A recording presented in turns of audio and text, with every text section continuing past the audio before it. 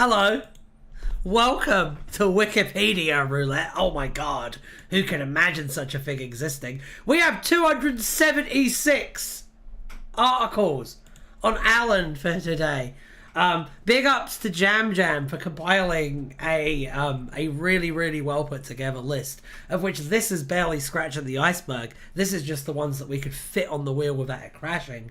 And then we added all of you guys as well. Barack Obama versus Mitt Romney video. Okay.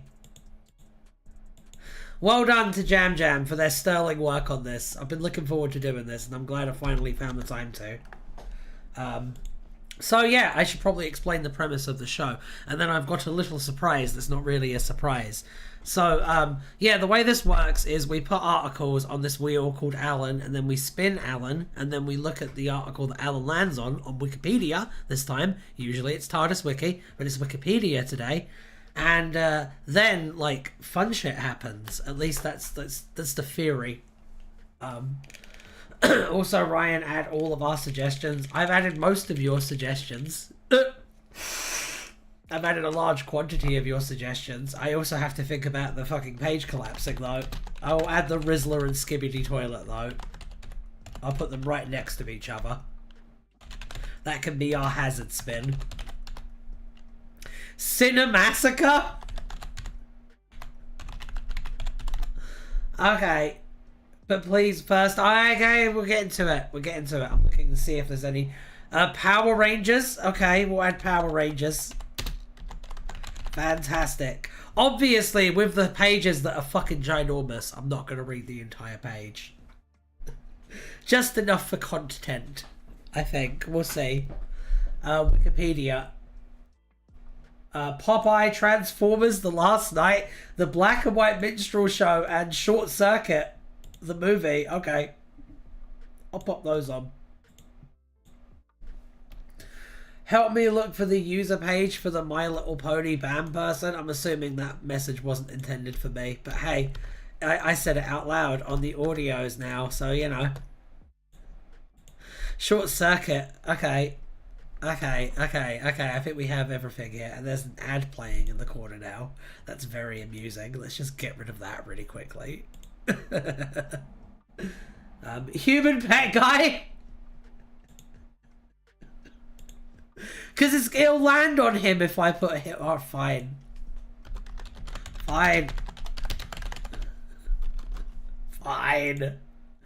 Probably not his name. Ryan Molyneux. I don't have a Wikipedia page.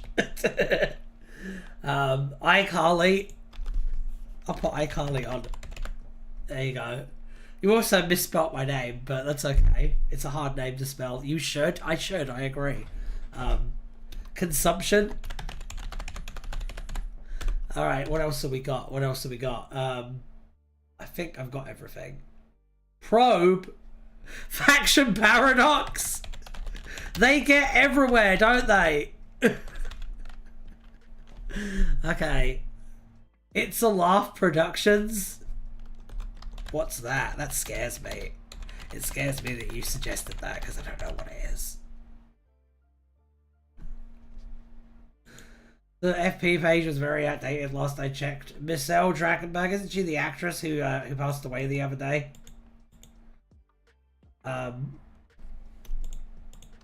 Isn't that the lady who died? Okay, I think we have enough right now because we have 291 entries of this. Gene Hackman, we can put Gene Hackman on. Rest in peace. Okay. Spin the wheel, Bart! That's exactly how it feels. You've captured it. You've captured the emotional experience from, like, the host point of view. With that line. Amanda Bynes. Also, like, guys, come on, let's be creative with the pages, not just Doctor Who, but from a different perspective. Yes, I agree with that. But Shrek 5, I beg. I know, but they keep suggesting things. Jimmy Popeye Doyle?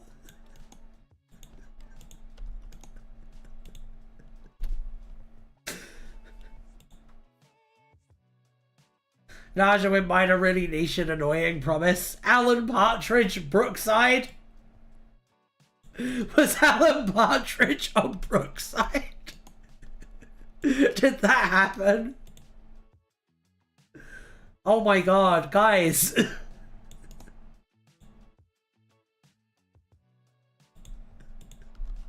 They just keep coming. Okay, Rowan Atkinson. I can't keep up.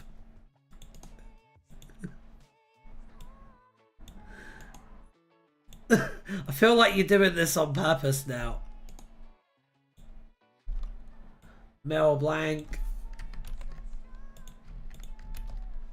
Cayman Rider. Okay. Did you get Gyat? Yeah, I got Gyat. I got that. That's on there, I think. If it's not, it's about to be on there twice, just to make sure. There we go. There we go. This is the issue, you can name anything with Wikipedia. Yeah, I know. So, no, I'm not putting Super Sen. You've already got Power Rangers and Kamen Rider here. Me reading those pages is not going to make for interesting content. Dr. Eggman. Did I get Ben 10? Yes, I got Ben 10.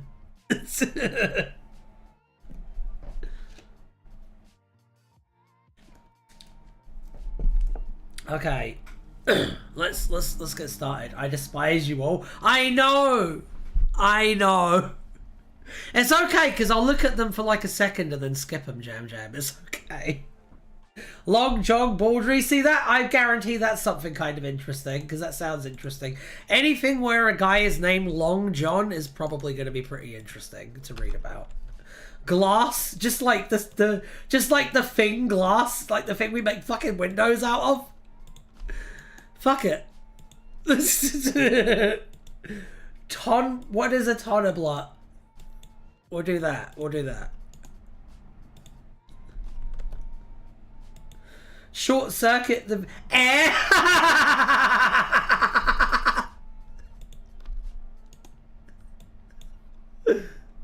Tony Blair, we could do Tony Blair. I appreciate the effort there, Bruce. Toei, who's up stocking their Long John? Eyeball.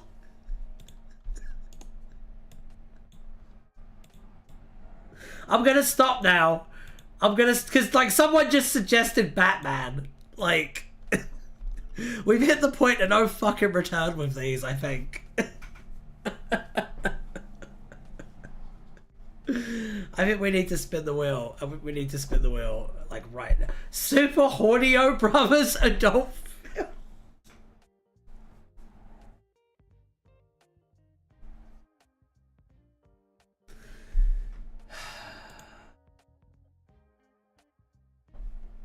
I did listen to Doctor Who Godzilla, by the way. Oh, I'm scared now. I hope you enjoyed it. I was hoping this would be in for free. Let's go. Let's spin this fucking wheel. God damn it. Okay, let me make sure the volume's good, because we gotta hit it good on our first ever Wikipedia roulette. Okay, but seriously, guys, Shrek 5, thank you for reminding me. That is true. So, Xavier wants me to watch the Shrek 5 trailer, so we're doing that. Here is the Shrek 5 trailer. You want me to put 9/11 on there? God damn it, no. We're not looking at the actual Wikipedia page for 9/11, okay? Alright. You guys are all so funny. Yes, Shrek is here. Hello, Shrek. Yes, a famous Hollywood actor, Mr. Fly. God damn it. Anyway, yeah, no, we're reacting to this Shrek 5 casting announcement. Let's watch this Shrek 5 casting announcement. Hey, Magic Mirror, who's the fairest of them all? Why, Shrek, of course. Ah! Ew, Dad! Ooh, Mom and Light. Who's making this stuff? Not me! Oh! Shrek 5, starring Mike Myers. Eddie Murphy. Okay. Cameron Diaz. And Zendaya? Oh, damn. Okay. Only in theaters. Christmas 20.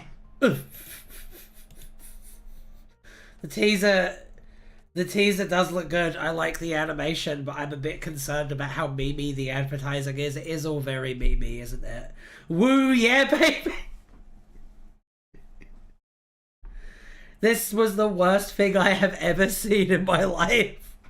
I wouldn't go that far. It is a bit cringe, though. It is a bit cringe, but I wouldn't say it's the worst thing I've ever seen in my life. Ryan, you must understand this is my 9/11. Why? Can you, Xavier, can you go into detail as to why this is your 9/11? It does look quite bad, though. That's because you're old. What does that mean? Is this like they murdered your childhoods kind of thing? Is that what I'm viewing right now? Is your generation going through that experience? Cause like first time, frankly. It looks fine. It really, yeah, I know, it doesn't look any different from shit for like Shrek 4. Kanye West Botswana constituency?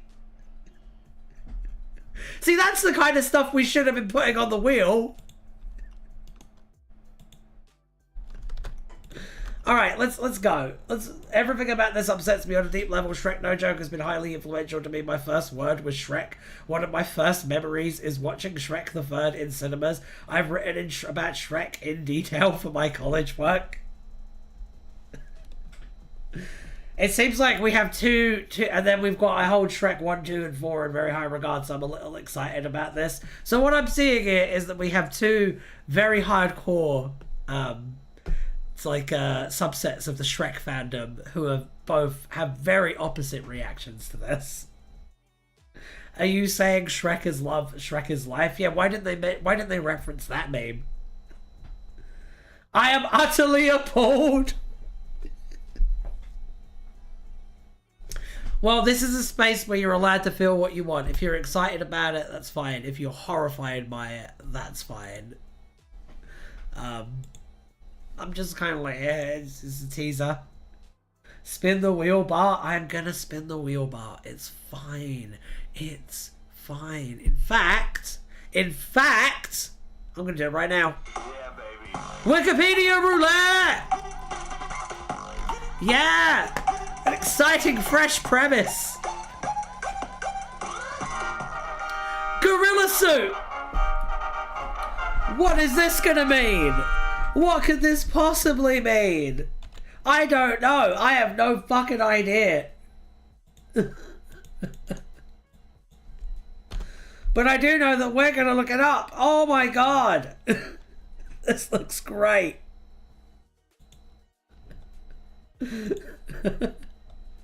Okay. Why is it like that? Hang on, let's fix this. Let's fix Wikipedia really quickly.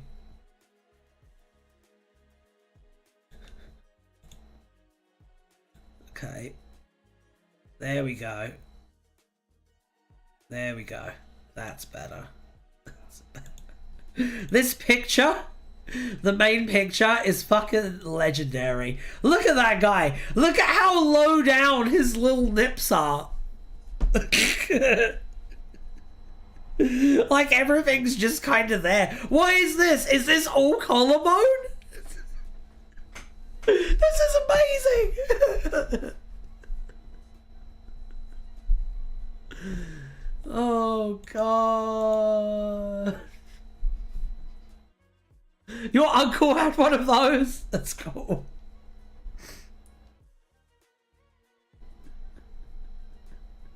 Frank Walker, SpongeBob Gorilla? Frank Welker, SpongeBob Gorilla? I don't know what that means. Apparently this is just image 1 of 3 though, so let's look at the other images.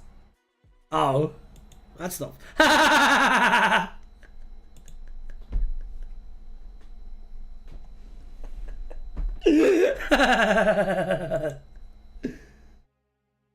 I know I've been hyperbolic before, but seriously, this has upset me. I understand that. I know what it feels like to feel like really let down by a piece of media that you really love. I know you're not memeing. It's okay. I know you're being completely serious right now, Xavier. And I think the thing to remember is that, like, if this isn't good, like, people will get mad at it, and they will course correct. Although, yes, that was very much like old franchise. We're an old franchise, and we want to be new franchise. We want to be fresh. I don't know. But the thing is, like Naja Fam was saying, very, very rationally, I think, it is a teaser for something over a year away. Like, it's not the actual trailer for the movie. In fact, probably none of the footage in that teaser is going to be in the actual movie. I'm giving the benefit of the doubt before the full trailer. Ryan, are you a fan of SpongeBob? I missed out on SpongeBob, to be honest, because by the time SpongeBob was like coming out, I was like in my edgy teen phase, and so I would only watch shit with like blood in it, basically. So I missed SpongeBob. The thing that actually broke me out of that was Doctor Who coming back. Alright, are you a fan of the Black and White Minstrel Show? No. Next question. SpongeBob came out. Watch it now. First freeze. SpongeBob reactions when? I will say, I have seen a lot of the memes, and I have seen clips of SpongeBob, and it does look like quality work, and it does look like something that I would enjoy a lot. I will say that. I have nothing but respect and love for SpongeBob, even though I haven't seen it. I'm not going to ignorantly slander such a fine American. All the early SpongeBob episodes are on YouTube officially, you know, I didn't know that. That's pretty good. SpongeBob is canonically asexual, by the way. Well, I mean, that's good. Base ace representation. That's pretty good. But no, I haven't seen it. I will insult SpongeBob with knowledge. Yeah, I know Naja Fatwin, I know. Are you a fan of Tales from the Crypt? Yes, I am. I do like Tales from the Crypt. That's good. That's good shit. That's good shit. Okay, let's have a look. Let's have a look at the at this article. Okay, so they're a type of creature suit resembling a gorilla. The gorilla suit is a popular Halloween and costume party costume, and has been used as a source of humor. While more realistic suits have been used both to represent real gorillas in film and in stage. Imagine if, right, we got to this in terms of like gorilla suits for films, and we were like, no, we've perfected this technology, we never need to innovate on this. Imagine if like King Kong just looked like this, like those Planet of the Apes movies, you know, those Matt Reeves ones, the really critically acclaimed ones that I haven't seen but apparently are amazing, where Andy Serkis plays the Monkey Man. Those ones, yeah, imagine it's just this, it's just hundreds of these. Imagine. How are you a fan of the film series Short Circuit? Series? There's more than one of them? I like the first one, like, aside from the brown face. It's a decent enough movie. Fun fact, my granddad knew some of the guys who played the monkeys in 2001: A Space Odyssey. That's cool. List of nicknames of Prime Ministers of the United Kingdom. And Katy Perry prison service.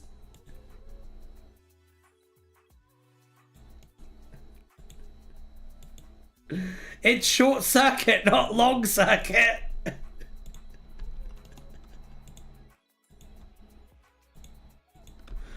Okay. Short Circuit 2 reaction stream. Maybe on Discord. Maybe one day I'll watch Short Circuit with you all on Discord. How about that? Because you can't get copyright claimed on Discord. King Kong's brother, Jim Dog. I don't think that's how family names work, but I'll roll with it. After he beats Deltarune? God damn it. Oh, I'm doing Undertale tonight. If you guys want to watch me fight the same boss for 4 hours tonight, then come check out my Twitch. It's in the pinned post. You should do it. You should follow me on Twitch. Even if you don't watch me, you should still make an account and follow me. Okay, in 1869, Noah Brooks' short story, Mr. Columbus Coriander's Gorilla, appeared in Bret Hart's Overland Monthly magazine. The story concerned a young man employed at a menagerie dressed in a gorilla suit. In films, gorillas are often portrayed by actors in gorilla suits. The 1918 silent film Tarzan of the Apes has the first known instance of an ape suit, worn by an uncredited actor. Okay, we don't need to know all of this. Let's go to society and culture, because that's probably interesting. There we go. Fantastic. We're already off to a fantastic start here. The page gets good from paragraph 4 of the history section. Okay. Thank you.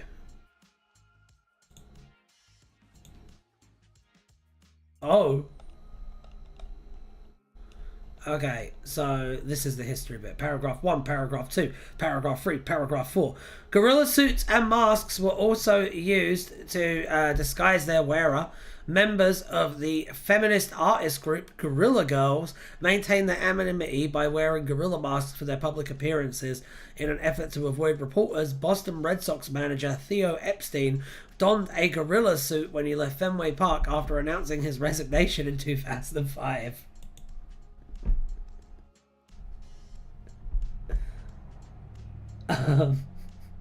That's not the contents. Thoughts on fursuits, Ryan? Well, what? I've never worn one, so I wouldn't know, but I have worn like a big polar bear suit before. So, I mean, that's kind of the same thing, right? Or is it nothing like it?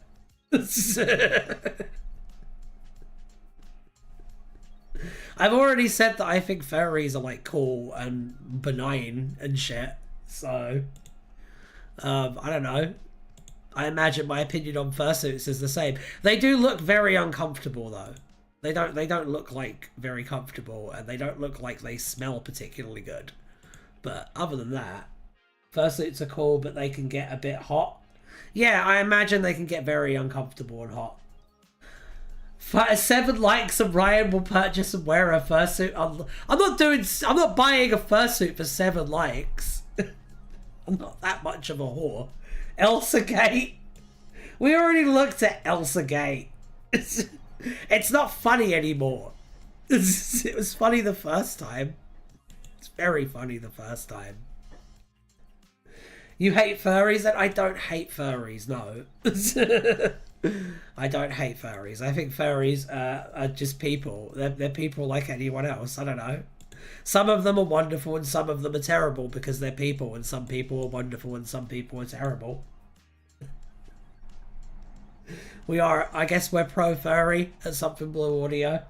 Have you added furry fandom? I have not. Is it going to turn out they're all neo-Nazis now? Is that what's going to happen after I said that? Dead memes. We'll put dead memes on there. Yes, Craig. That sounds like a fine suggestion. I mean, some. Oh, some are. Yeah, but like, is the being a neo-Nazi is it connected to them being a furry, or are they just neo-Nazis who happen to also be furries? Do you know what I'm saying? Like, is there a correlation there, or there is an alt-fur problem in the community yet? But you know what I mean, though. Like, is that connected to the being a furry, or is that like completely different? Is Elon Musk a furry? I mean, it was kind of prevalent on 4chan. Okay.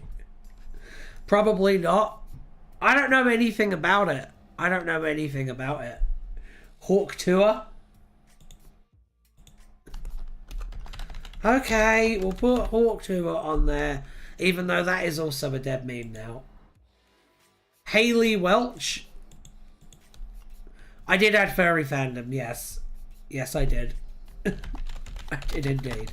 Anyway, let's keep reading about fursuits, about gorilla suits.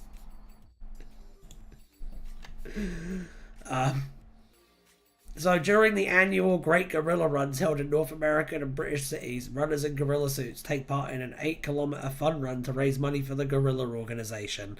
The event started in 2003 in London. Finnish racing driver Kimi Räikkönen was part of a gorilla suited motorboat crew in 2007 and has attended parties in the gorilla suit. In 2013, author Dan Savage referenced gorilla suit fetishes when speaking at the University of Oregon. The gorilla suit is often used sexually in burlesque theater, stag parties, and strip shows. One episode of the reality TV show The A-List Dallas features male models hired to strip out of gorilla costumes to show off the skimpy underwear products underneath. Comedian Sarah Silverman posed for a Maxim cover, scantily dressed inside a gorilla suit. In a video that went viral, the problem of situational awareness was demonstrated when viewers were asked to watch carefully and count the number of times a team of basketball players wearing white passed the basketball back and forth while playing against a team wearing black. During the gameplay, a gorilla-suited human walked onto the scene, stood in the midst of the players, beat his chest for a few seconds, and then exited.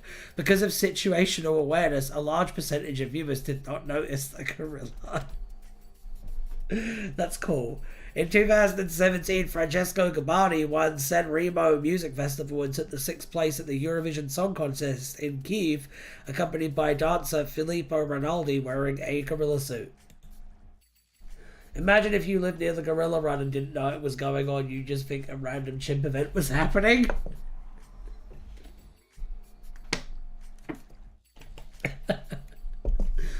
And, one time, I want to tell you a story now. One time, I was going to a rehearsal for a band that I was in at the time, and it was just after a big illegal rave had happened in the city, and it was like very early in the morning when we were going into rehearsal, and we didn't know about the big rave that had happened the night before, and it was like the zombie apocalypse, man. The amount of people just walking, all walking from the same direction, all walking from just vaguely east like this. It was fucking nuts, man. It was fucking nuts. What instrument were you playing? That's a mystery that you'll have to solve some other time. I can't give away all my secrets. 4 likes and Ryan will go to a zoo and wrestle with a chimpanzee. No, I fucking won't. Absolutely not. Absolutely fucking not, Kako Queen, okay? I'm not one of these dudes who's like, I could probably fight a bear. I'm under no illusions of what animals can do to humans, okay? Do it, no balls. Yeah, I would have no balls if I got in there with the chimp, because it would rip them off and feed me them before tearing my fucking head off. Because it's a chimpanzee. I could fight a bear easy. No, you couldn't. It would kill you.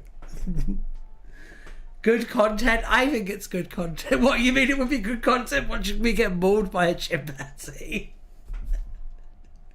You know they eat your face, right? You know they rip your face off. Did you know they do that? I don't want my face getting ripped off. It's beautiful. I mean, you could, Cookie Boy. You just lose. Yeah, you could fight a bear. You just couldn't beat a bear in a fight. Don't think YouTube would like... I don't think YouTube would like a chimpanzee ripping my face off either. I upped the bet to 100 for the fursuit here. Ryan, the man or the bear? I mean, the bear would win every time. Give me a more interesting hypothetical. Give me a more interesting hypothetical. Although the winner is always the grizzly bear. Every single time, the winner is the grizzly bear. Fucking chimpanzee versus bear, bear. Fucking tiger versus bear, bear. Lion versus bear, bear. Every time. I grabbed my arrow gun. And fucking, that would just piss it off. You're not killing a bear with a fucking arrow gun. Especially if it's an American grizzly bear. No. That's just pissing it off. Ryan, bear in fridge or nuclear explosion? I mean, the nuclear I don't know, actually. That's true. That's a tough one. That's a tough one. Because it's a fucking bear. You versus wild goes hard. Bear versus the character Archie. Archie is just a kid though, isn't he? He's just a normal human teenager. So once again, probably the bear. I could pop a bear's. I don't think you could. I really, really sincerely don't think you could. I know we all like to act like we're badasses on the internet, but let's be real. A bear could take every single one of us out and not bat an eye, because it's a bear. With my amazing skills and reflexes.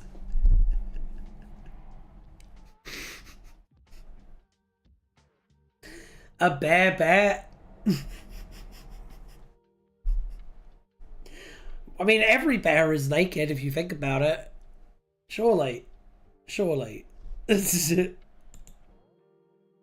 we have anything else to look at on this page? We should probably move on in a minute, actually. Do another spin. I want to read about National Gorilla Suit Day first, though. Who would win, a chimp or a bear? Bear. Easy. Easy. A grizzly bear is taking that money. Easy. It doesn't matter how smart a chimpanzee is. Okay? It's not inventing a fucking 50 cal rifle in the time it takes for the bear to fucking tear it to pieces. There's no way. Are bears nudists? Yes, because no one can tell them otherwise. Yes. 5 likes and Ryan would put 10 chimps in against the bear in a cage match. I'll tell you what, actually, yeah. Do the chimps know each other, Kako Queen? Are we talking 10 chimps who've never met each other? Or are we talking like a family of chimps? What are we talking here? Tell me that and I'll tell you my honest answer and what it would probably be. As the world-renowned expert on which animals can beat each other in a fight. 100 likes and Brian does a cage fight for a stream. It depends on who against. Don't know, haven't checked, then we can't answer. I would say if it's just 10 random chimps, then 8 times out of 10 the bear wins. If it's a family of chimps, then 6 times out of 10 the bear wins. It's my honest odds. Against a weevil from Torchwood, probably still the bear, I would say. Probably still the bear, because weevils are only really shown having, like, maybe being slightly stronger than a regular human. And I mean, the main thing that makes them dangerous is the fact that they've got, like, powerful jaws and can lunge kind of quick. But I mean, a bear weighs like 1,200 pounds, so none of that matters. Canadian black bears are cute. You know what? Grizzly bears are cute. Bears are cute. You ever like really looked at a bear interact with a human that it like likes? They're like big dogs. They're very cute. Noel Clark, Weevil Fight Club. Oh, look up dolphins. Who would win, Jimmy Savile or 10,000 chimpanzees? That's a fight I'd like to see. 5 likes and Ryan turns into a half man, half bear hybrid. Do not look up dolphins. Why? Why? Do they have some kind of weird deviancy that's not commonly known? Do they? Okay.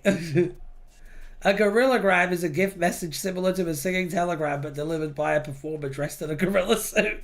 Gorillagram is an abandoned trademark of Gorillagram Inc. First used commercially on March 20th, 1980.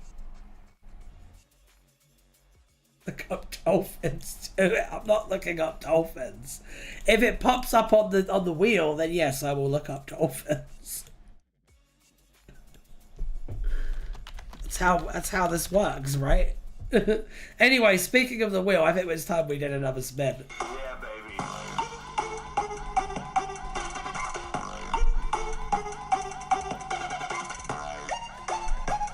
All right.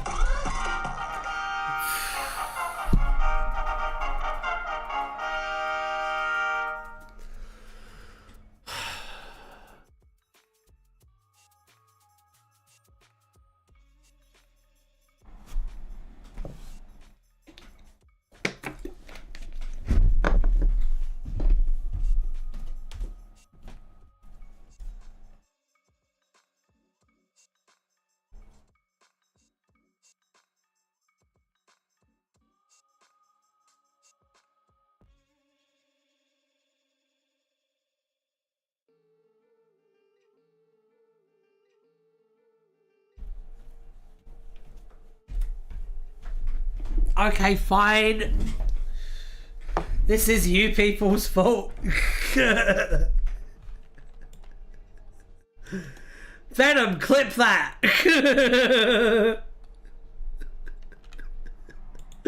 I should put that in a short.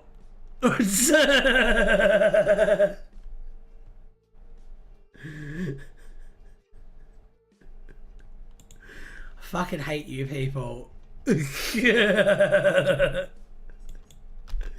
Jam worked so hard making a really good list, and now we have to look at this. You people, what do you mean you people? I mean my audience of fucking white people that think this shit is funny. I mean those people. Weird image, super weird image, very cursed looking. The Black and White Minstrel Show is a British racist show on BBC primetime racist television that ran from the racist years of 1958 to 1978. It went 20 years. It went 20 fucking years. It went 20 fucking years. It went 20 fucking years. It went 20 fucking years. It's fucking shameful. It was fucking shameful, man. The people that hate Wikipedia page Dolphin. Racism began in 1958.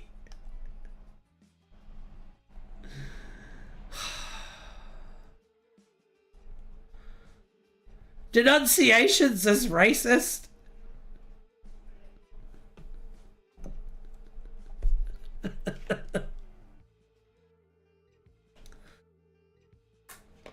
Oof. I'm not reading this. I refuse. I'm not doing it. I'm not doing it. I'm spinning the wheel again. Yeah, baby. That's the reaction you wanted when you suggested that, right? Just like a bit of cold contempt. Oh. Gans Fav. I don't know what Gans Fav is. It sounds like a name. Oh, God. Tell you what, British people better never give American shit about racism ever again. After finding out about that. Jesus. You could never in the US, man. Never. Never. 5 likes and Dolphin goes on the wheel. Ha! Joke's on you! Dolphin is on the wheel. Woke. Alright. Okay. Okay.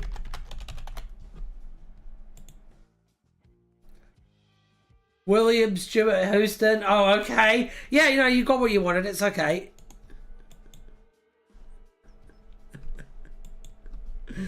All right. Let's look up this. Oh.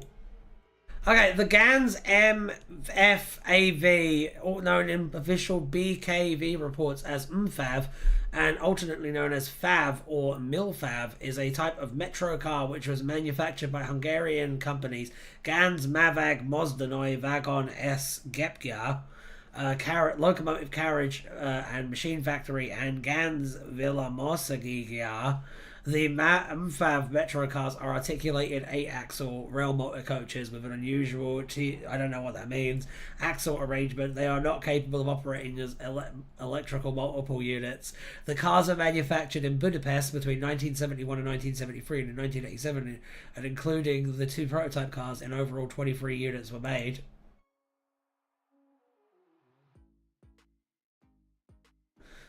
I feel so bad for the Romani people, especially here. Why? Where is this going? Where is this going?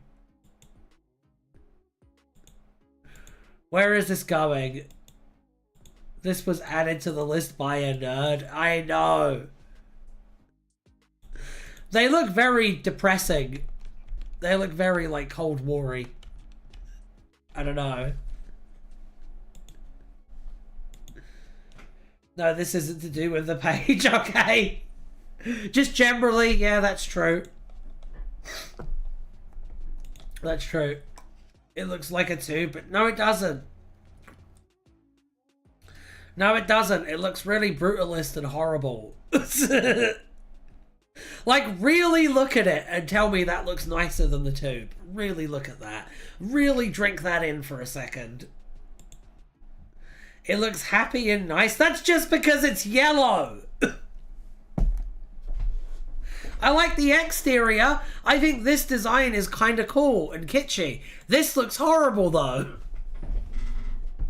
Look at how little space you get on these little chairs. Like, you sit on these fucking things. Like, that lady sitting there, that's a tiny little old lady, okay? Teeny tiny little old lady. And yet, right? And yet, clearly, she's halfway across the fucking aisle from the next chair. So, if some dude sits there, they're gonna be fucking touching knees. Also, I would like to point out the hand railings, you know, the safety hand railings that you're supposed to grab in the event of a fucking accident, okay? They're all in the fucking center. Why aren't there any hand railings, like, on the fucking sides where people can reach them? Unbelievable. Unbelievable. No, this is shit. This is horrible fucking vehicle design. The G slur is so normalized, it sucks. Even my parents still use it. You know, I know what you mean, because when I was studying music, like, you know, musicians, there's a music genre that uses the G slur and jazz. And no, if no one bats an eyelid, no one bats an eyelid. People Mover is a better vehicle design.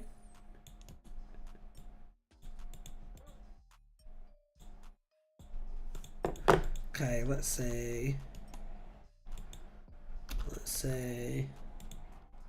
Your parents use a lot of slurs too. Yeah, I mean, you know.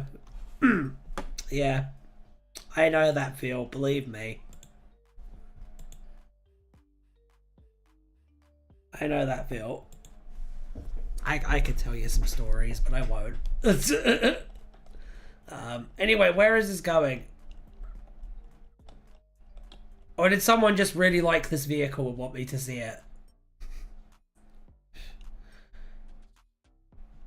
Nowhere? Yeah, why? Was this just put in here to punish me, Jam Jam? Is that what this is? Oh, dear. Okay, let's spin the wheel again. Yeah, baby. He just thought it looked cool. I do like the design. I think it looks cool externally. I don't like how it looks inside. It looks very unsafe and uncomfortable. Is this one of yours, Naja fan? Nova's Theorem. Okay, let's take a look. How are you guys enjoying Wikipedia Roulette so far, by the way? Very curious to know. I'm having a great time. I think this is really fresh, personally. Why are you calling him Naja Fan? It's Naja Win. Because on Twitch, they're called Naja Fan. And so, I kind of, you know what I mean? You know what I mean? If I say Venom, I'm referring to Lamb as well. I'm enjoying Wikipedia Roulette. Good.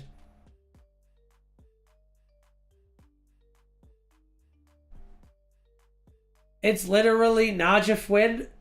It's actually Najafwin. What is the origin of such? I don't know. That's a good question. Nova's theorem states that every continuous symmetry of the action of a physical system with conservative forces has a corresponding conservation law. This is the first of two theorems published by the mathematician Eni Lova in 1918. The action of a physical system is the integral over time of a Lagrangian function from which its system's behavior can be determined by the principle of least action. The theorem only applies to continuous and smooth symmetries of physical space. Nova's theorem is used in theoretical physics and the calculus of variations. Conservative? Oh no! Blah blah blah blah. Boring!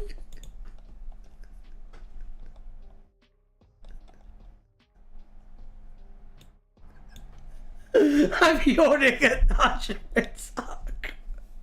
Someone just wrote nerd. Oh my god.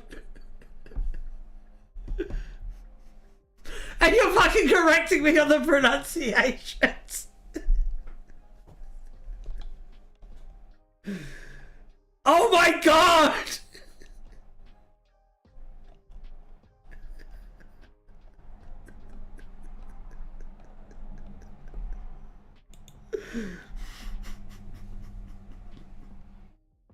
What the fuck?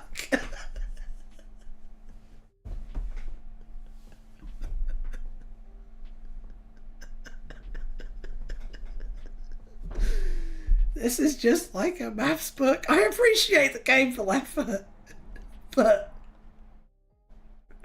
Ryan, are you taking all of this in?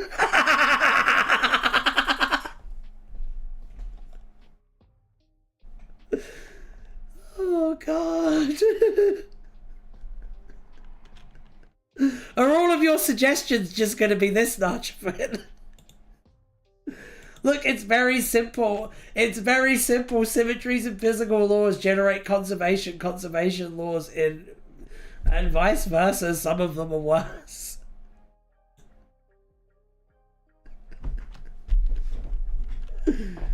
Derailed my stream for maths. I don't think so. I think that was really funny, but like not intentionally.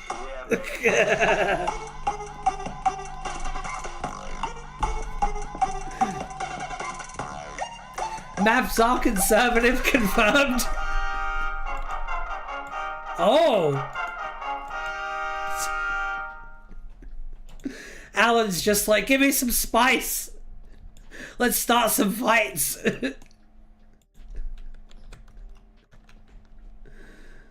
Okay. Oh dear.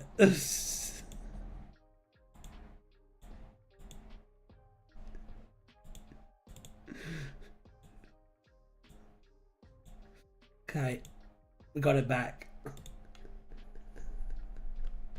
Hey, remember when Barack Obama said Donald Trump will never be president, and then that was the end of it? Showed him, huh? Wait, what do you mean? YouTube will give you a gold medal. That's true. I'm gonna make some money. Wikipedia coverage of Donald Trump has been a subject of controversy, largely on the English language version, since 2015, after he launched his 2016 United States presidential campaign. He did what? I'm gonna edit that in now. Trump's Wikipedia article and related pages have sparked debate between Wikipedia editors and have also often been vandalized. Both of these actions have resulted in increased media attention and subsequently more protection against editing by inexperienced and malicious editors to prevent further vandalism on the article. Can't believe he's running for president. Okay, let's look at what it has to say on statistics.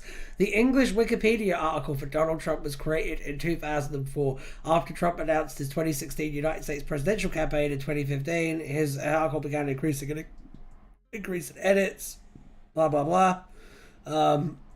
He received over 10,000 edits in January 2016.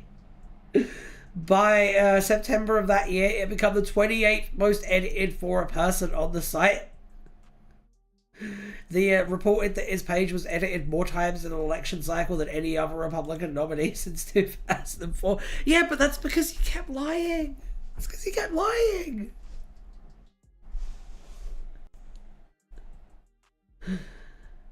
Imagine thinking the first win was 1990.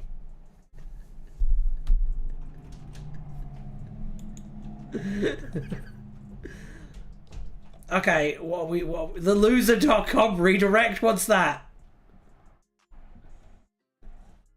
Following Trump's loss to Ted Cruz in the Iowa Republican presidential caucus in February 2016, the domain Loser.com was changed to redirect to Trump's article. Brian Connolly, who registered the domain in 1995, changed the domain following Trump's proposed travel ban against Muslim-majority countries. Although the domain rarely redirected the figures for political purposes, Connolly felt that the definition of a loser was a man who attacks Muslims and pushes fear and doubt. By May 2016, Loser.com no longer redirected to the article. When Trump lost the 2020 presidential election in November, the domain once again redirected to Trump's article.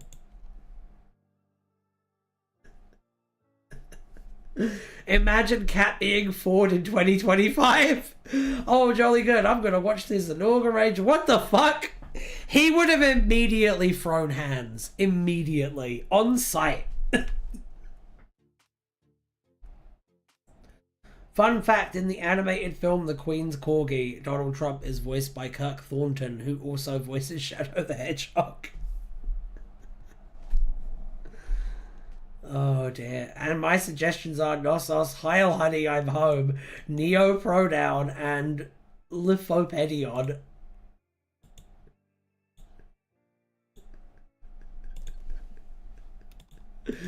Okay. Let's pop some of these in. I think I'm instituting a rule on the Wikipedia Roulette. I know usually on TardisWiki Roulette we try to read the entire article, but I think on this we're doing a until the juice runs dry rule. Until it's not funny anymore, then we do it. Guys, what are we doing? Exactly, 100%. What are we doing?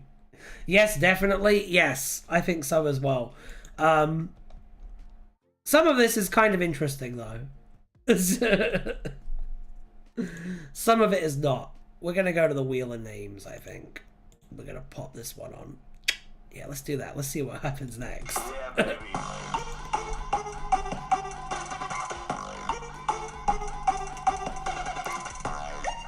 Fuck off, Bruce Simmons. You know what I said. Judaism in Rugrats. See? See, now this is fucking fascinating. Let's look at this. Let's look at this. Boop. Okay. The animated television series Rugrats has been noted for its portrayal of Judaism, a dynamic rarely represented in American animated programming during the series' broadcast run. 6 episodes of the series are devoted to Jewish holidays and to explaining their history, and the Pickles family is shown to be part Jewish. The first Rugrats Jewish holiday special was suggested to the production staff in 1992 by Nickelodeon executives as a special devoted to Hanukkah. One of the show creators, Paul Germain, instead refashioned it into a Passover episode, and the series did not explore a Hanukkah special until 1996. Critical reaction to Jewish themes in Rugrats was largely positive. Each holiday special achieved high viewing numbers according to Nielsen media research and received positive reviews. However, Jewish character Grandpa Boris's portrayal in the 1998 Rugrats comic strip was criticized by the Anti-Defamation League for apparent anti-Semitism. Oof. Rugrats ran for 13 years? Yes. Do you know there's a Rugrats sequel series where they're like teenagers as well? Yeah, that happened. In Rugrats, the root of Jewish themes stem from Boris and Minka Kropotkin, the Russian Jewish maternal grandparents of Tommy Pickles. Boris and Minka follow traditional Ashkenazi Jewish practices and speak in heavy Yiddish accents. Tommy and the Pickles family therefore partake in several Jewish activities throughout the series, particularly through holidays. However, while Boris and Minka appear to practice their faith regularly, the Pickles are rarely shown to participate in religious activities outside of major holidays. In 1995, a Rugrats Passover follows the main characters Tommy, Phil, Lil, Chucky, and Angelica as they arrive at the Kropotkin residence to celebrate Passover Seder alongside Boris and Minka, and imagine themselves as Jewish figures, notably Tommy as Moses and Angelica as the Pharaoh of Exodus. That fucking tracks, as it's told by Boris, who was accidentally locked the group in the attic.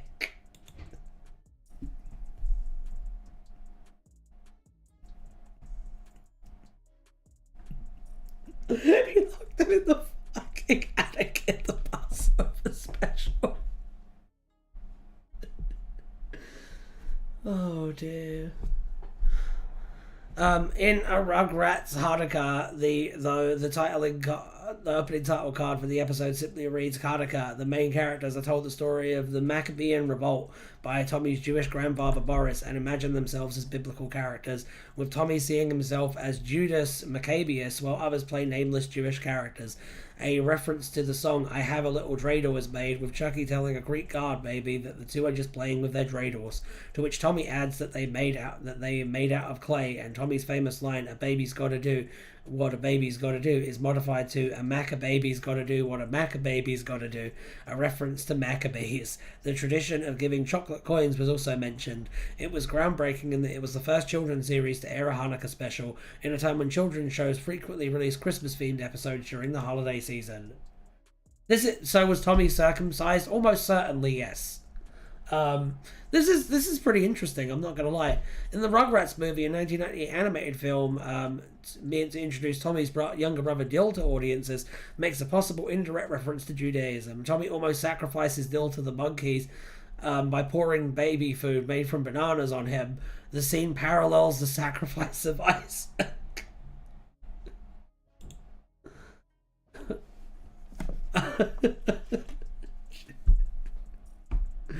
This article was someone's like passion project, I gotta say. So that's the title card for the episode. That's cool. Regrets in Paris is peak cinema. This was almost certainly created by someone who's absolutely obsessed with this show. You can tell. You can like really tell. You can really tell. That was cool. That was cool. It was a cool article. Okay, let's it's neat to see someone's like passion come through like that. Let's spin the wheel again. Yeah, baby. I don't know, some of them are just nice, you know? It's good for the soul. Clinton Road in New Jersey.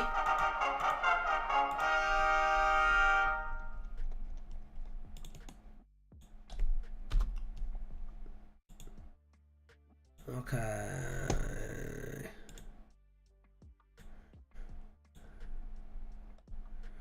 Clinton Road is located in West Milford, Passaic County, New Jersey, United States.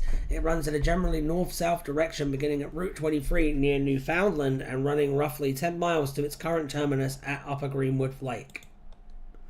Okay.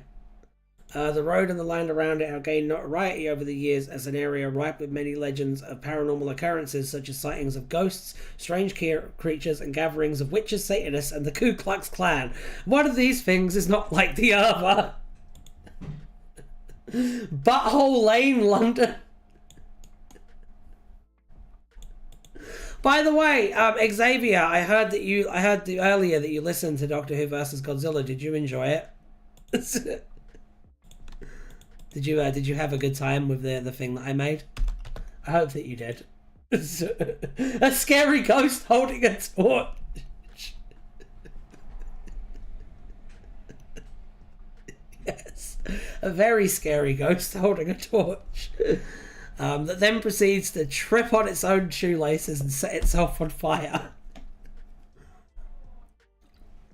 Okay. It is also rumoured that professional killers dispose of bodies in the surrounding woods.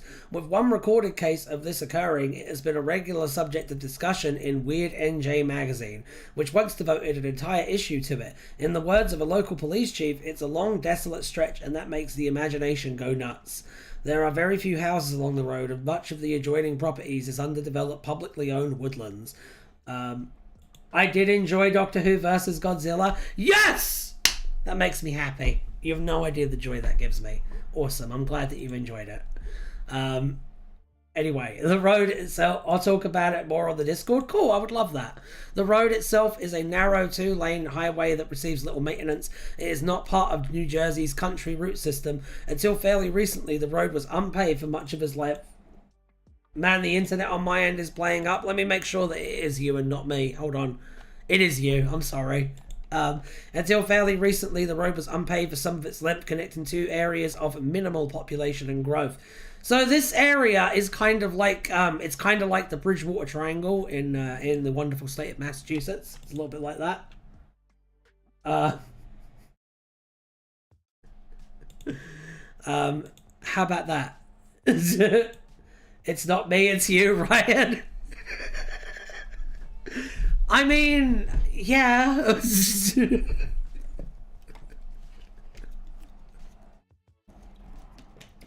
Alright, fine, this is interesting sometimes. I think this is interesting. I think this is very interesting.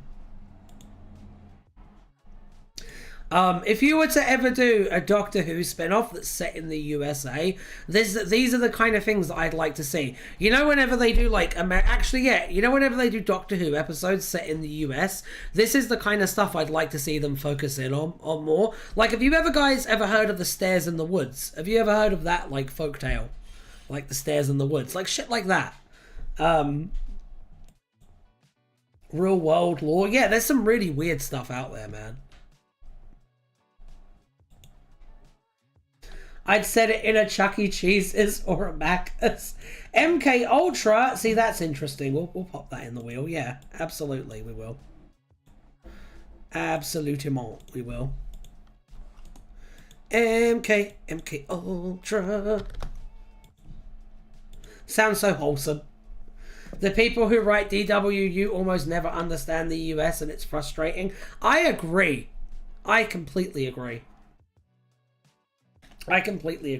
I also think it's weird that Doctor Who has kind of an antagonistic relationship with its US fan base when it is absolutely dependent on the US fan base because they're the main subset of international fans. Like, maybe they should hire American writers. They should. I actually think, in general, it would be a really good idea for when they want to do, like, episodes with, like, location filming in other countries. Hire a writer from that country. I would love to see a Doctor Who episode set in South Korea with a South Korean writer, like, writing it, and a South Korean director directing it. I would fucking love to see that. I'd love to see one in America. I'd love to see an Indian one. I think it would be really cool.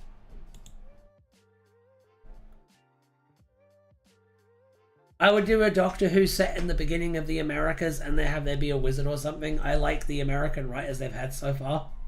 You've heard of the Stairs? Don't you think the Stairs are a really interesting little thing?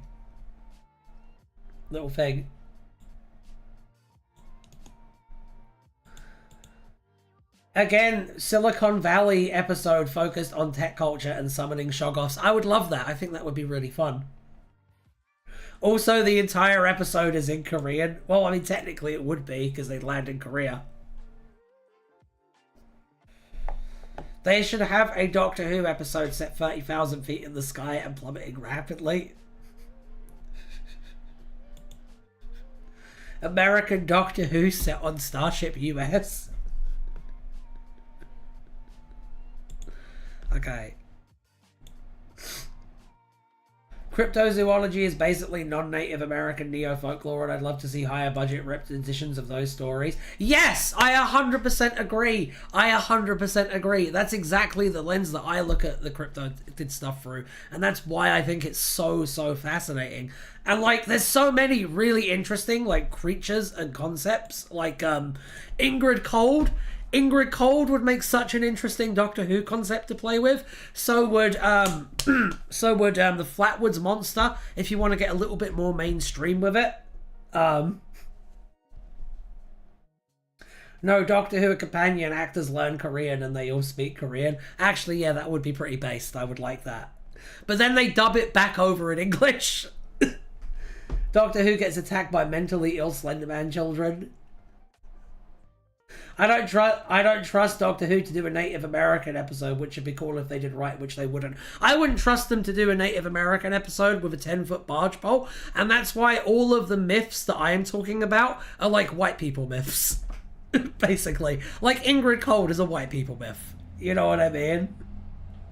Could do a Satanic Panic episode? Yes! Yes, that would be sick. Imagine like a Cold War 80s like paranoia episode.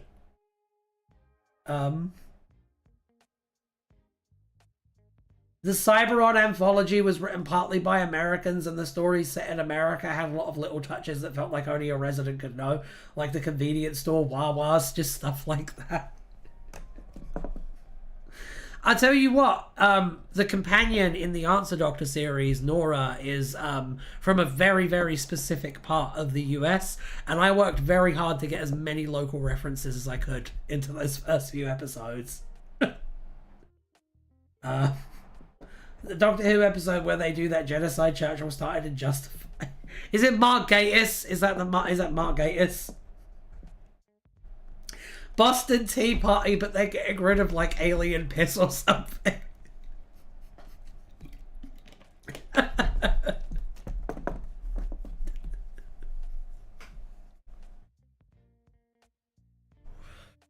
I think they should steal the plot from Assassin's Creed 3's DLC, and the Doctor should land in America, pop out, it's 1776, and like everyone's like, all hail King Washington! All hail King Washington and the great American Empire! And then you go written by Stephen Moffat. It'd be great. It'd be great. That's what I'd like to see. I think that would be a really fun, because then everyone could still have British accents too, because I mean it's early enough. Oh, written by Chris Chibnall. Can you imagine? Could you imagine? But but George Washington is supposed to be the president, not the king. I know, Yaz. We need to change it so that he's the president and not the king, Doctor. My granddad. Oh wait, I want a sandwich. There you go. I wrote the episode for you. Oh dear. Let's look at some of the legends and folklore of this weird road. It's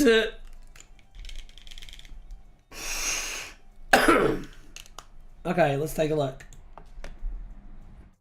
Graham wasn't in it enough.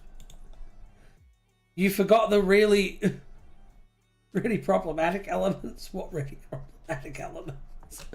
Oh, the Suntarans. Yaz, George Washington was the most George Washington was the most brilliant president ever. Just don't talk about his teeth, because we have to set a strict moral boundary for the episode to work. And then Yaz is like, ugh, those sheep teeth! Shut up, Yaz. Doctor Who Hamilton, but it's a recreation of... Could you... Don't give Russell ideas, because we know he watches this stream. Don't bring up Hamilton. Don't bring up Hamilton. I don't want him learning Hamilton exists and thinking he's discovered this brand new thing. And then suddenly in season 3, there's a Hamilton episode of Doctor Who. Don't. Assuming there is a season 3.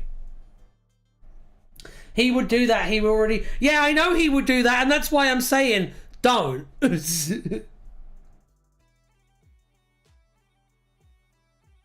Hamilton was popular. Ooh, RTD probably.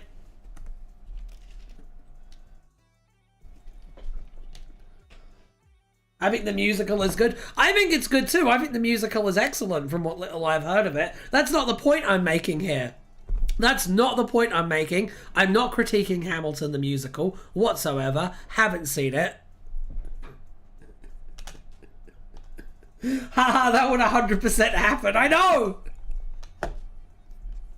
Guys, can we all, next stream, can we all act like squibs have become really popular? Can we all act like squibs have become like the most popular thing and the kids all love them? Can we do that next stream?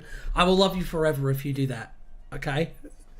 For those who don't know what a squib is a form of it's a form of special effect, like practical effect. And basically what you do is when you're going to have someone who's being shot by someone else in like a scene, like with a gunny gun, okay? When that happens, when they get shot here, you have a little pack of like fake blood, and you have a tiny explosive device like underneath the pack of fake blood, so that when it gets hit, it sets off a trigger, and then like there's an explosion of like fake blood and also like powder as well to simulate a realistic gunshot. Can we convince Russell T Davis that what kids really want in Doctor Who is squibs back, please? Because I just need that. I just need that in modern Doctor Who. I just need someone to get shot and it to look like fucking RoboCop. Just once. Just once. I love squibs unironically, so I'm down for this. Me too. I think that we perfected the technology of making someone look like they've been shot in the 80s, and since then we've only moved backwards. What if Doctor Who gets shot again? I know! Return of the Squibs. Bring Squibs back to Doctor Who. Because I tell you what, they might have had complaints. They might have had complaints about how violent Doctor Who got in like the 80s, but it was fucking metal. You can't deny that it was fucking metal. It's kind of crazy that the Sixth Doctor just melted two dudes. Squibs, but it's the companion getting shot. I don't care who gets shot as long as someone gets shot, okay? You can just have it be a random fucking guard. I don't care. I just want it to happen, and I want the complaints to roll in. And I want Russell to be like, fuck you, actually, we're going to do more of it now. Yeah, more trans representation and more violent deaths all around. That's what I would like to see from season 2 of Doctor Who. What if you got shot? Then I would hope that it would do a badass squib effect. That's what I hope. And I hope we get that shot on film and put it in Doctor Who. But not violent deaths of trans characters, Russell. Yes. Yes, that is true. That is true. That is true. Okay. It becomes Monday for Ruby Sunday? You just call me? No. Okay. Okay, I got scared. Okay. Ghost Boy Bridge. According to Weird NJ, there is a legend that if someone puts a quarter in the middle of the road at one of the bridges over Clinton Brook near the reservoir at midnight, it will supposedly be returned by the ghost of the boy who drowned while swimming or had fallen while sitting on the edge of the bridge. In some tellings, an apparition is seen. In others, the ghost pushes the teller into the water if they look over the side of the bridge. Besides the Ghost Boy, there have been other ghosts described by near New Jersey readers. Someone claims to have seen a ghost Camaro driven by a girl who supposedly died when it crashed in 1988. Any mention while driving on the road at night is supposed to trigger a manifestation. Another claims to have encountered 2 park rangers. That's really easy to test then, isn't it? Whether that's fake or not. Another claims to have encountered by 2 park rangers one night while camping with friends near Terrace Point and Glacial Tarn on a ridge accessible from the road by hiking trails that turned out to been the ghosts of 2 rangers who had died on the job in 1939. Other weird NJ readers claim to have seen people dressed weirdly at odd hours who simply stare at those who see them and do not speak, who either appear, disappear, or are not seen by others present. There's not enough woke in Doctor Who, I think. Unironically, yes, that is true. That is true. That is true. It likes to pat itself on the back for how, like, liberal it is, but it's very performative about it.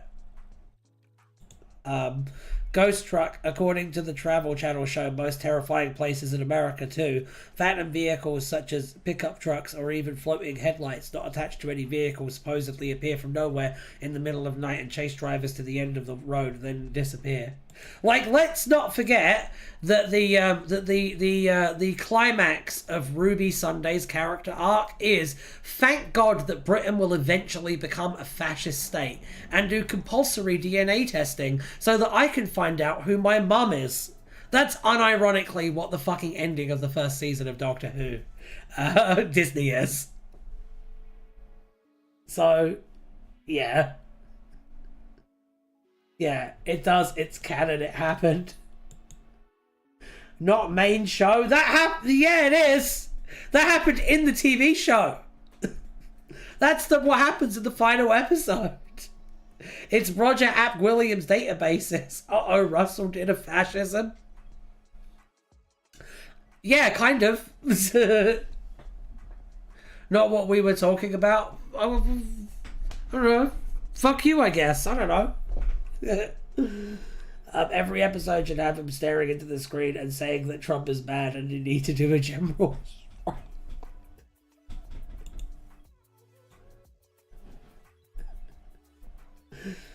Strange creatures from a hellhound, also known as Wolfie, to an experimental albino wolf dog to monkeys and unidentifiable hybrids. Oh. So just general weird shit. Cool. Gotta love some general weird shit. Let's spin the wheel again. Yeah, baby. Let's do that.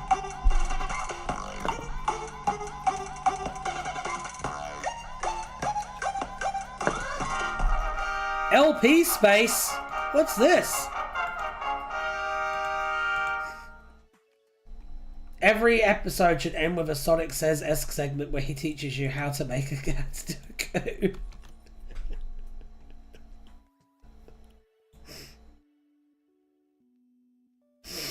How metal would it be if at the start of the Starbeast, instead of Exposition 14 just said Trump bad?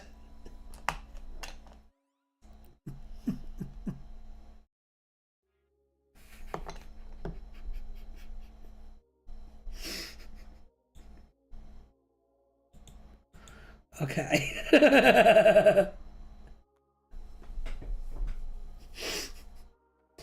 Also, haha. Hang on.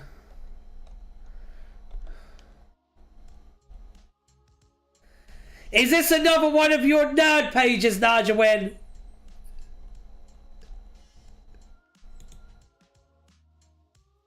Once upon a time, a Time Lord, an orange man, got elected into office.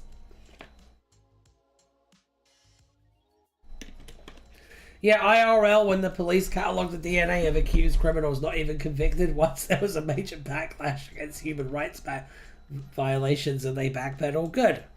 I'm glad that they backpedaled. I'm spinning the wheel again. Fuck you. Yeah, baby.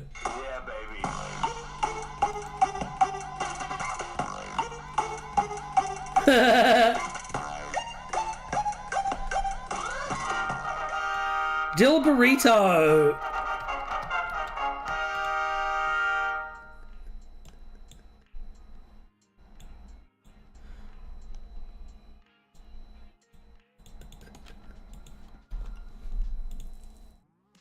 They shouldn't have literally Russell T. Davis.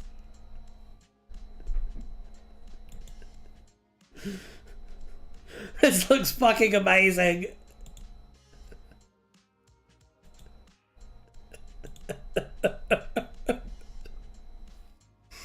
Not Trump bad, but protect trans kids. Now, if it was actually woke, what it would end with is the 14th Doctor and Rose Noble. Just like, the 14th Doctor just pulls a fucking 12 gauge out of the TARDIS, throws it to Rose Noble, and then she's just like, what are we going to do with this? And he's just like, we're going to visit J.K. Rowling. If it was actually woke. We know that Trump is bad, but people need constant reminders to not vilify the wrong 1%. I know! 12 would be the biggest trans ally. Absolutely. Oh, now that Andrew Tate is free, is anyone else looking forward to more of his Doctor Who review? I didn't know that Andrew Tate was free. That's very depressing. Okay.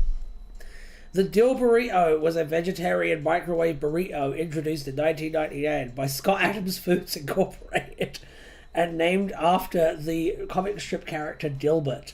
The product went out of production in 2003. First announced in the Dilbert future and introduced in 1999, the Dill Burrito became in flavors of Mexican, Indian, barbecue, and garlic and herb. Ugh! It was sold through some health food stores. Scott Adams' inspiration for the project was that diet is the #1 cause of health-related problems in the world, and I figured I could put a dent in that problem and make some money at the same time.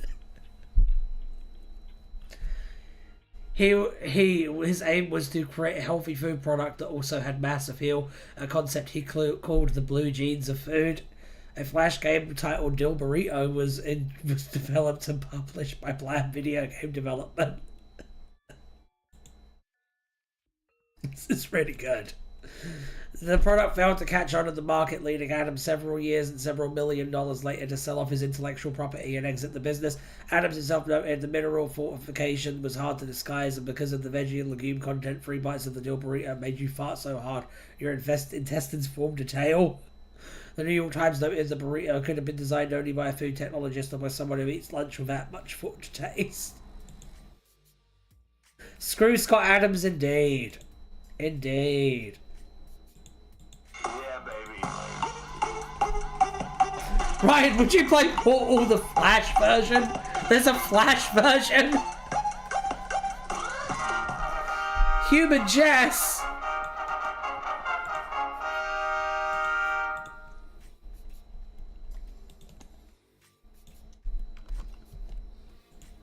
Who's Scott Adams? Sounds like a loser. He's the guy who created Dilbert, and now he's a Trump supporter and he hates black people. He's a loser. He's an absolute loser.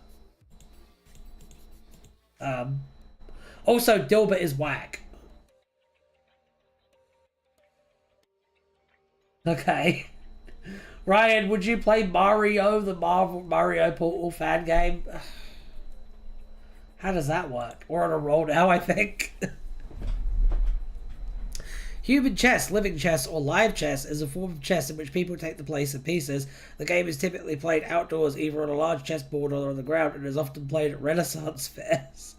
In Vietnam, human chess is one of the folk games that took place during folk festivals, or in general in Northern Delta in particular, especially during the Lunar New Year of the nation. Many human chess games are choreographed stage shows performed by actors trained in stage combat, when in this case, piece captures are represented by choreographed fights that determine whether the piece is actually taken or not. Alternatively, the pieces may spar, allowing rules similar to those used by the Society for Creative Anachronism. Squid Game Season 3 be like, yeah, this is all very sinister. This is the epitome of like shit dumb rich people do. A costumed human chess game has been staged every 2 years in the second week of November by the Italian city of Marcostica in province of Vicenza. Since 1923, the game commemorates a legendary chess game played by 1454 by 2 young knights in order to settle which of them would court the lady they both had fallen in love with. See? Dumb rich people shit. I'm telling you. The event lasted 3 days. The participants of the game dressed in historic clothes. The human chess game has strict rules in which have been set by a specific community. The performance lasts 30 minutes. I tell you what, the people playing these human chess games, they're going to be really fucked when the chess pieces realise there's more of them than there are of the others. This is like when Nero burned those people as candles.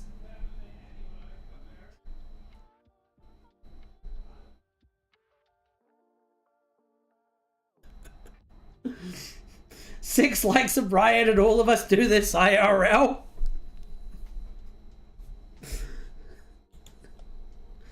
In terms of the Japanese game of shogi, an annual festival Nintendo Yamagata held every late April has an event called Ninja Shogi, where people involved alongside large shogi pieces with stands are dressed in Sengoku period costumes. Tendo and Marostika have been sister cities since 1993. In Jiangui, human chess is a tradition in Vietnam where it is called Con Woi and is featured at many Vietnamese village and temple festivals. This is really silly. This is all very silly. Okay, let's do one more. Let's do one more before we leave for today. Did everyone enjoy? This is the year of Luigi, yes.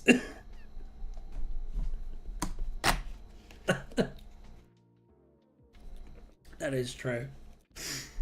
That is true. Okay, here we go. Let's spin the wheel. One more time. Yeah, baby.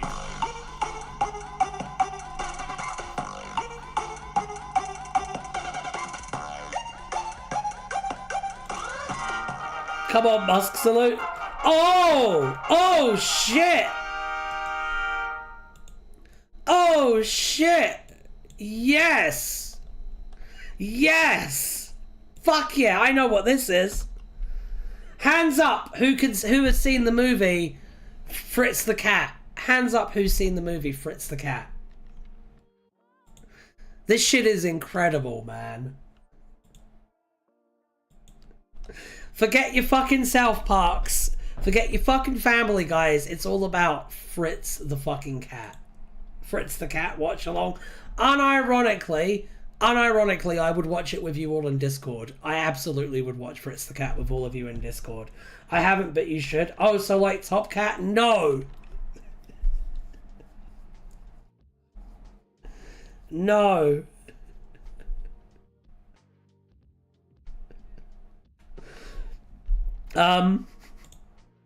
Fritz the Cat is a searing indictment of white liberalism during the civil rights movement, done through cartoon animals. It's about lazy, feckless white liberals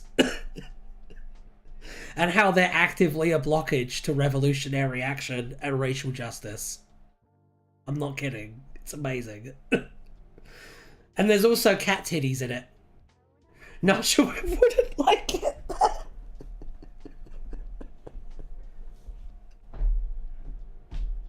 I don't know, sounds like Top Cat the movie to me. Is Fritz the Cat one of them? Fritz the Cat is like, as a character, he's like the early 70s, late 60s equivalent of Brian Griffin. He's shockingly close in characterization to Brian Griffin. Is the film woke? Yes. Remarkably so. Check this out. Fritz the Cat is a 1972 American adult animated black comedy film written and directed by Ralph Bakshi in his directorial debut. Based on the comic strip of the same name by Robert Crumb, the film focuses on its Skip Hennant portrayed titular character, a glib, womanizing and fraudulent cat in an anthropomorphic animal version of New York City during the mid to late 60s. Fritz decides on a whim to drop out of college, interacts with inner-city African-American crows, unintentionally starts a race riot and becomes a leftist revolutionary. It's very good. Who is Brian Griffin? He's the dog, yeah. He didn't die. Lamb, they brought him back like 2 episodes later because everyone hated it.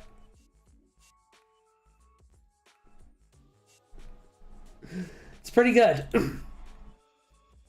Every episode since he died is a flashback, I think. No, it isn't. No, it isn't. He straight up just comes back.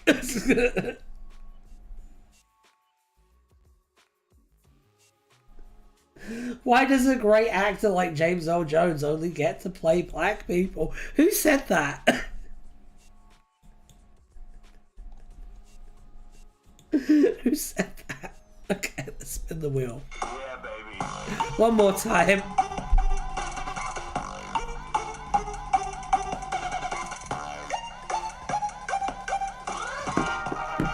Eyeball! Eyeball, eyeball.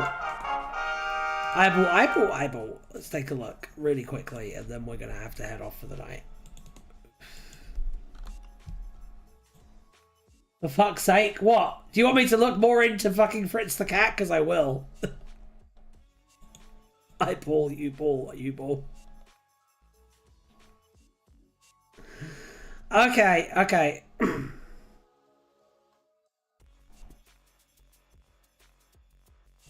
Ryan, do you have an eyeball? I do have an eyeball. Yes. Will you do dolphin? Then this was a joke edition, that's all. An eye is a sensory organ that allows an organism to perceive visual information. It detects light and converts it into electrochemical impulses and neurons. It is part of an organism's visual system. In higher organisms,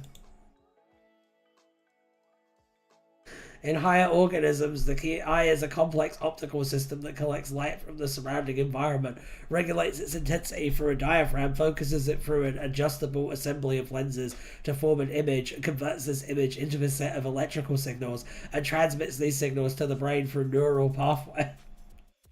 neural pathways that connects the eye via the optic nerve to the visual cortex and other areas of the brain. Eyes with resolving power have come in 10 fundamentally different forms. And non-compound eyes. Compound eyes are made up of multiple small visual units, and the common are insects and crustaceans. Non-compound eyes have a single lens and focus light onto the retina. Fucking hell. To form a single image. This type of eye is common in mammals, including humans. This is fucking riveting. I'm aware we're almost done though. Yeah, we're winding down now.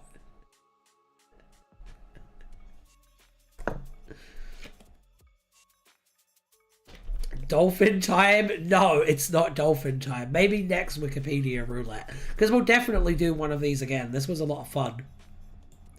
I personally had a very good time today. I hope you all had a good time. I hope it was a good one for you lot. Hope you all enjoyed. I really hope you had a good time today, everyone. I really hope you all enjoyed. Oh, like if you find dolphins relatable. Only landed on 2 of the base ones. Nerd!